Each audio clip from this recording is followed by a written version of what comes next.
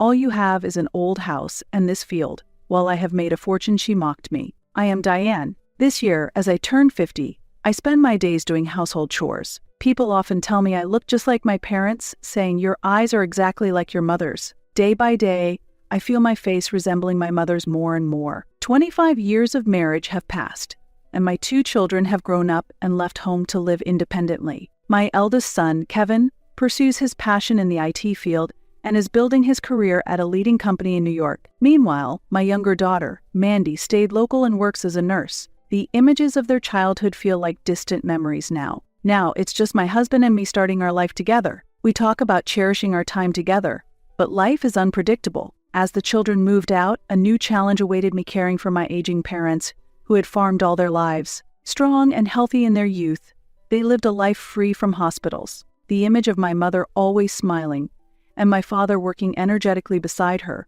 are vivid in my memories. Yet, no one can fight the passage of time, and gradually they lost their strength with age. Eventually, they had no choice but to retire. I didn't want to quit, yet my father said with a slight smile. His words tightened a knot in my chest. "It's a pity I can't make vegetables for you anymore," my mother murmured. At that moment, tears naturally streamed down my face. "There's no one to take over," my father said disappointedly. Hearing this, my heart swirled with various emotions, a mixture of anger at my indifferent older sister and guilt towards my parents. My sister, 2 years my senior, had always been a significant influence on me. From her youth, she led a flashy lifestyle, acting thoughtlessly and without responsibility. Each time I witnessed her way of living, I felt irritated and was disappointed internally, unable to accept her actions. During her high school years, she barely attended and eventually quit on her own accord. Despite our parents' serious discussions, she never listened. As a result, she left home, lived day to day without a stable life, wandering aimlessly.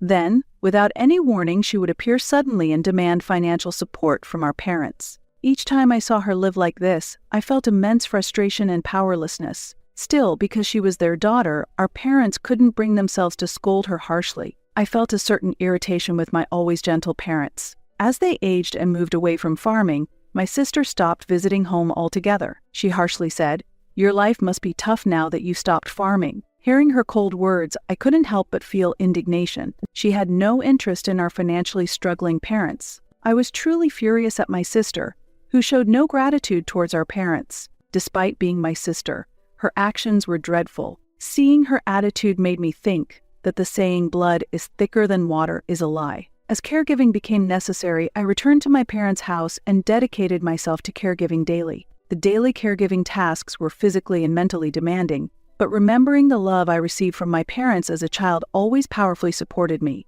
"I'm sorry for being a burden, Diane," my parents would apologize. All I could manage was to smile back at them. Every time I saw their faces, my chest filled with pain. "This is my way of repaying you.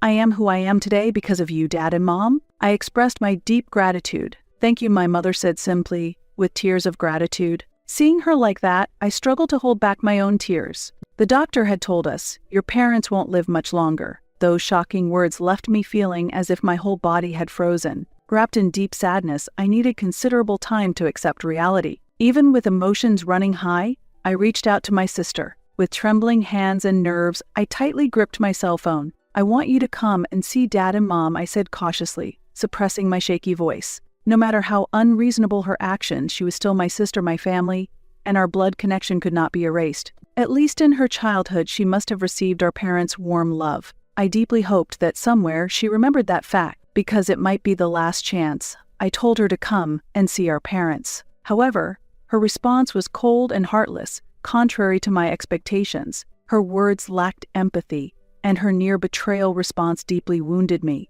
"What? Why?"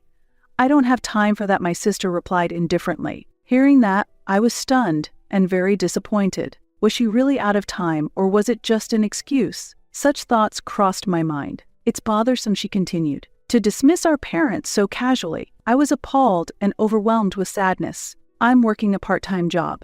I worked yesterday, and today I think I'll go to the casino." I could only sigh deeply in my heart. From the way she spoke, it seemed she might have gotten involved in gambling. "Oh, the same old pattern again," I thought, as my sister's bad habits crossed my mind, and I couldn't suppress the mental exhaustion I felt. Is gambling more important than visiting our parents?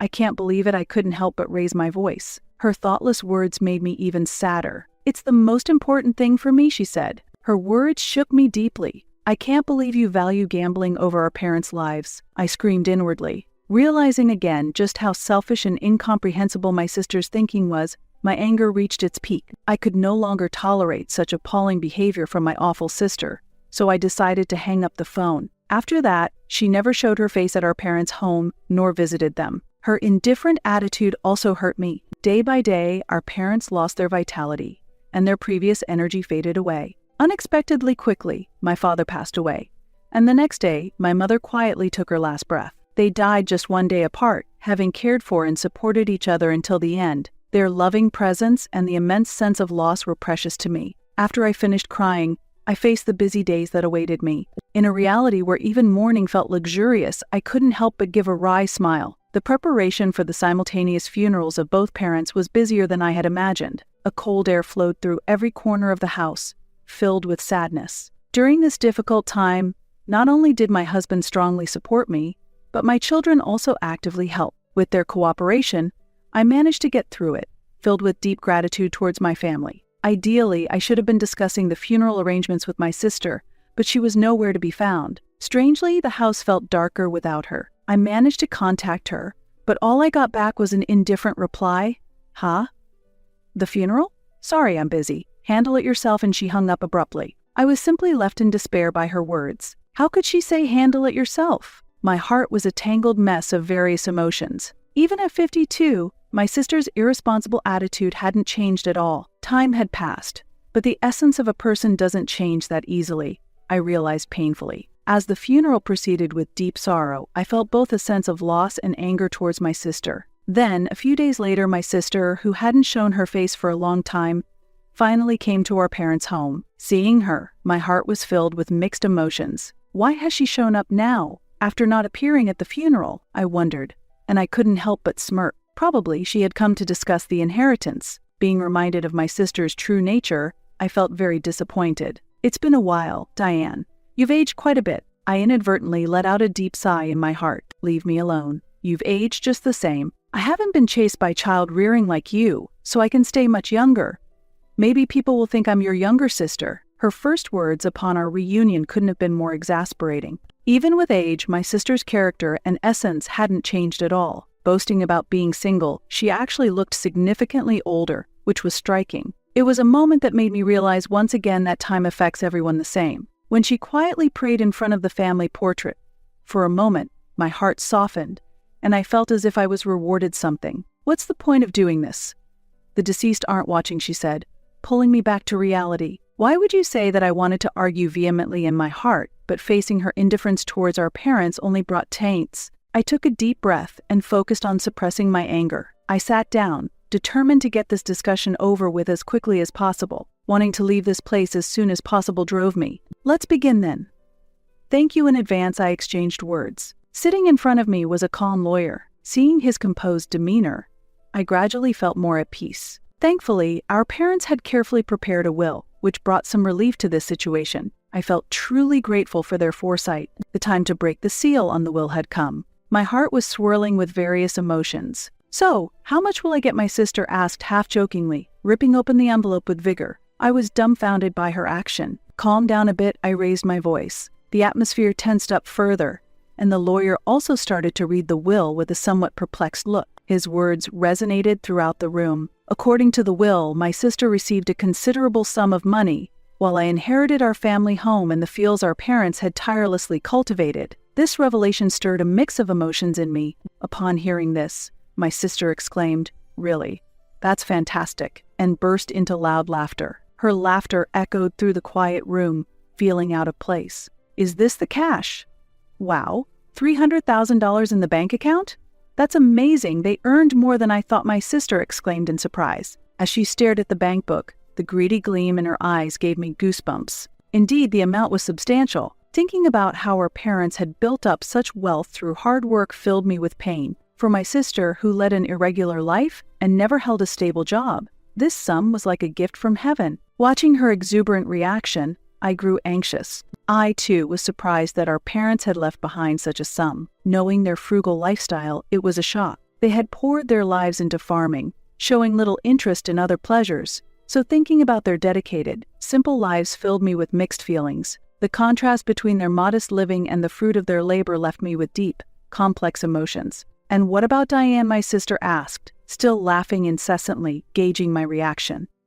There wasn't a trace of her former self in her face, and the slyness behind her smile was apparent. Despite knowing the contents of the will, she casually said to me, "So, the house and the field are Diane's share." I'm truly surprised, laughing loudly. At that, anger boiled inside me. Her laughter painfully rang in my ears. Though I repeatedly told myself to stay calm, anger swirled inside me. I understood that being carried away by emotions wouldn't improve the situation, but even my rationality was being tested. "All you have is an old house in this field, while I have made a fortune," she mocked me. "You pathetic thing." "Haha," my sister taunted, and at that moment, I felt like I was going to pass out. The blood rushed to my head in anger, but I managed to restrain myself and suppress the frustrating feelings. Arguing would solve nothing. I took a deep breath and calmed myself. The house and field I inherited might look modest compared to the large sum my sister received, but I felt deep down that this was not just about the money. My parents had entrusted me with this land and home, our family's history, believing I would cherish it. Determined to protect this precious inheritance, I encouraged myself. I kept repeating affirmations internally to control my emotions. "Stay strong, me." I understood the depth of our parents' love more than anyone, that love held a value that could not be measured in money. And I truly inherited that. Well, it's true that the eldest daughter gets special treatment.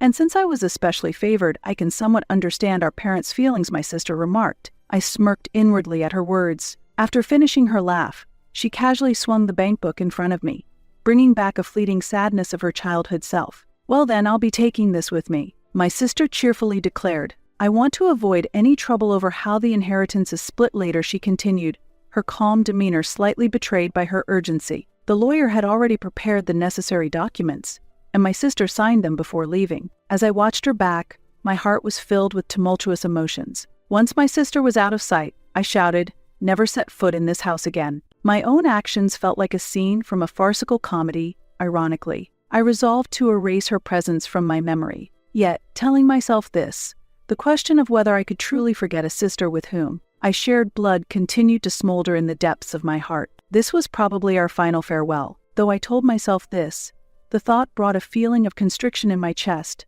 a sense of loneliness. Still, I reassured myself that cutting off such a toxic relationship was for the best. Agriculture? Ha! Standing before the land inherited from our parents, there were moments when I felt at a loss about how to proceed. Maybe I'll just expand the vegetable garden a bit, I thought, encouraging myself while considering what I could do. This field was not just any field, it was a precious legacy filled with my parents' years of effort and love. I began to feel that there was meaning in cultivating something and making use of its value. When I shared these thoughts with my husband, he immediately agreed. Filled with gratitude for him again, I felt supported when he said, "This is the field your parents cherished.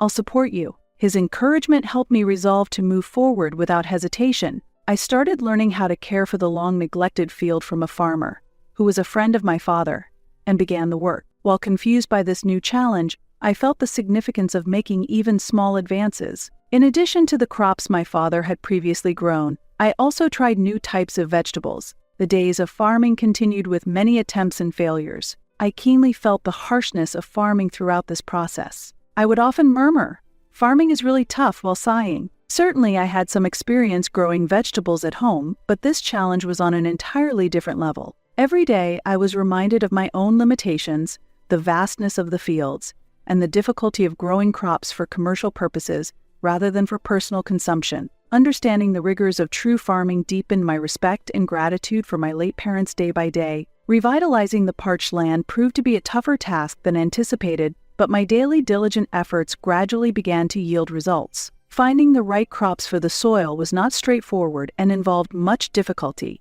After numerous failures, I finally identified crops that suited the conditions. I stayed vigilant through the seasonal changes and fought against insects and birds. Battling with nature was nearly heartbreaking at times. It wasn't just about growing crops, I constantly had to think of ways to protect them and find appropriate solutions to unexpected problems. Despite many setbacks and failures, I persisted tirelessly. When my luxurious living sister condescendingly remarked over the phone, "You're doing well," I, being rich, could never do that, and insulted me.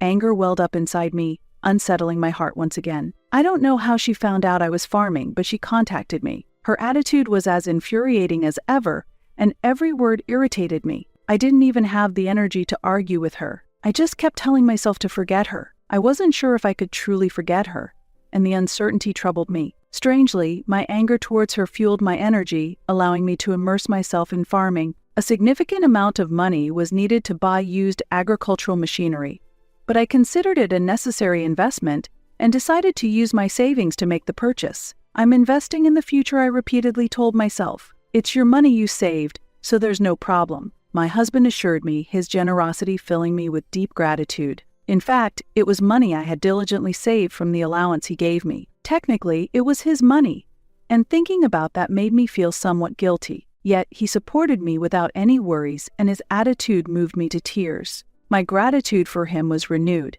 and I found myself drawn to him all over again. I really chose a good person, I quietly murmured to myself. The children also actively researched agriculture on the internet and shared their knowledge with me. I was truly grateful for my family's actions. The local farmers, whom my father had known for years, were also incredibly kind and spared no effort in helping me. Supported by the warm help of these people around me, I felt heartfelt gratitude every day. If it weren't for my irritating sister, I could fully dedicate myself to farming. I resolved to erase her from my consciousness and took a firm step forward in my new endeavor. What began as a mere hobby in agriculture had, before I realized it, become a major part of my life, and I seriously delved into it. As time passed, I truly felt I am indeed my parents' daughter, and explored this path deeply. I felt a slight pride and satisfaction in this realization. And finally, I accomplished it. Long-term efforts bore fruit, and a surge of emotion welled up inside me. I was moved and overwhelmed by the first harvest from this field. The sensation made my eyes warm with emotion. And though the yield was small compared to the vegetables my parents once grew, the fact that I had nurtured these results myself gave me a profound sense of fulfillment. That was enough. Even if the results were not grand, I repeatedly reassured myself of the significance of what I had achieved and felt the impact of having taken a significant step forward. "Well, you wouldn't think it's your first time, you're quite good at this," said an old man who had been farming for years, addressing me. His warm words made my heart feel cozy. "No, I've gotten old myself," I thought with a self-deprecating smile. Yet seeing his aged appearance reminded me somewhat of my father, and I was deeply moved. A compliment from someone who loved farming as my father did felt like encouragement from my father himself, and I felt nostalgia mixed with loneliness. "How about revising your fertilizer and watering? Maybe try that fertilizer your dad used to use," the experienced old man suggested. Listening to his advice, I realized there was still so much to learn. Based on this valuable information, I resolved to strive to come close to the rich flavors of the vegetables my parents once produced.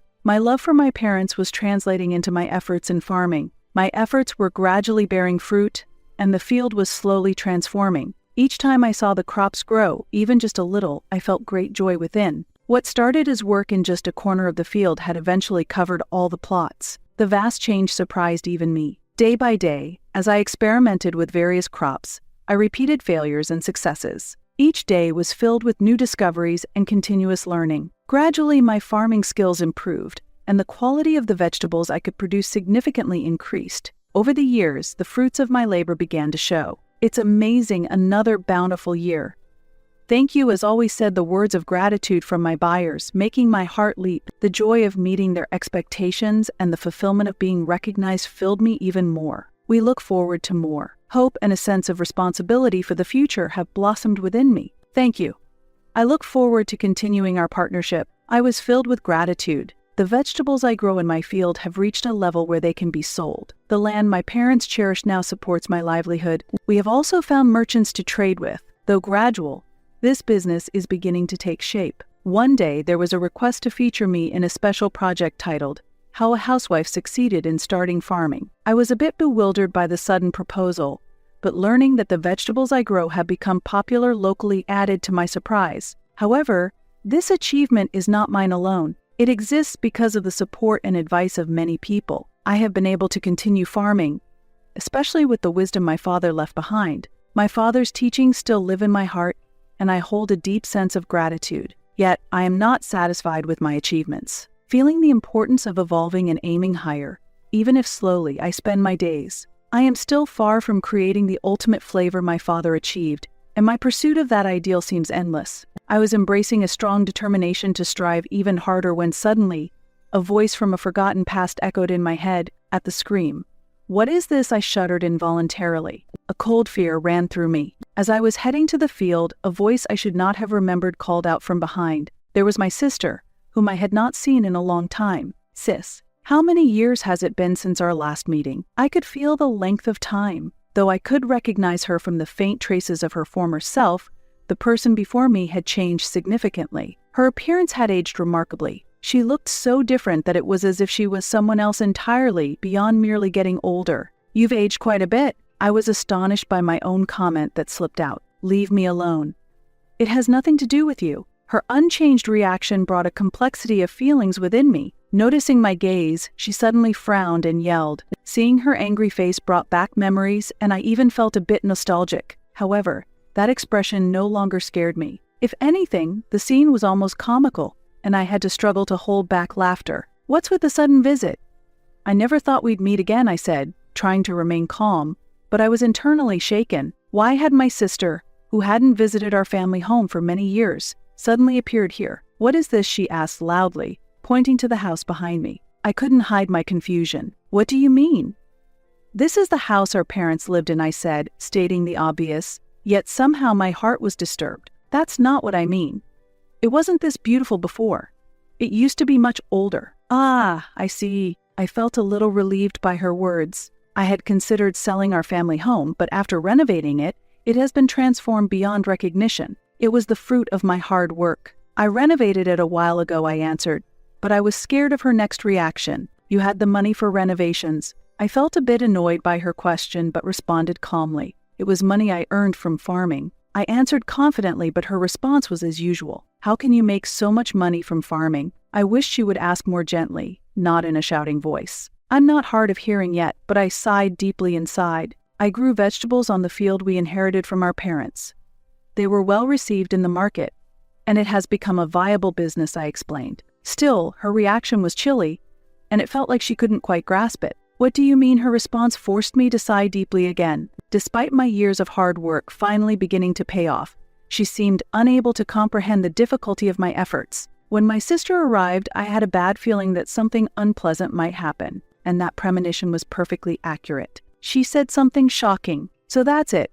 There must have been some secret to the field our parents left." Her words shocked me. Why can she only see things that way? At that moment, my mind was filled with dismay and disappointment, and I lost my voice. "Why can you only think like that?" I barely managed to say. "There's no way you could succeed in farming otherwise." I argued from the bottom of my heart. "I worked hard, don't you understand?" I replied, struggling to control my emotions. But my sister continued. "There definitely must be some secret to that land." I was astounded by her words. Her delusions had gone beyond my understanding. "How can you say such things without even asking how much effort I put in? And what secret?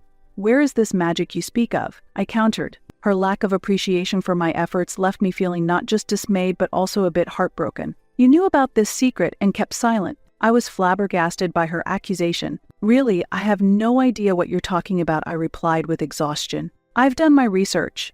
If property turns out to be more valuable later, the division of the estate can be revisited. So, I argue that we should redo the division of the farmland, and I will take over the field," she claimed. Her ignorance infuriated me. "That's ridiculous." "Ridiculous? What do you mean?" Her comments were so childish that I struggled to comprehend. "It's ridiculous.